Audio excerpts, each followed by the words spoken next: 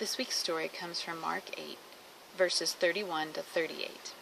And it's really a continuation of last week's story, where we heard Peter exclaim that Jesus was the Christ, God's Son.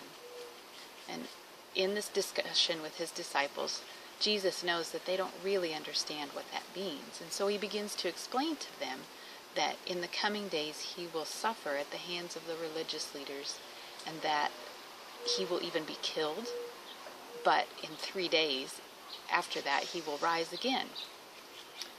Obviously the disciples don't understand. We see the Bible even says that Peter rebukes Jesus and tells him that these things won't happen.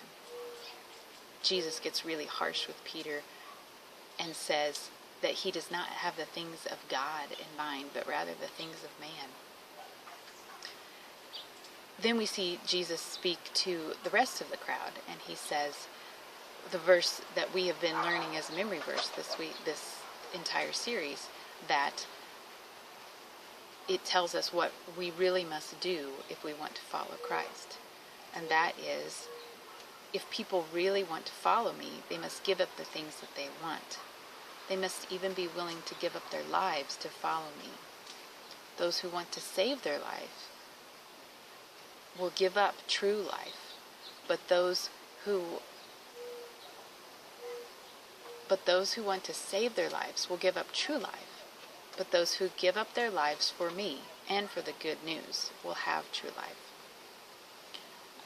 I like this part of Scripture because we see Jesus' humanity, that he really doesn't want to suffer these things. He doesn't want to die on the cross. But yet, knowing it's God's will, he keeps the things of God in mind rather than the things of man.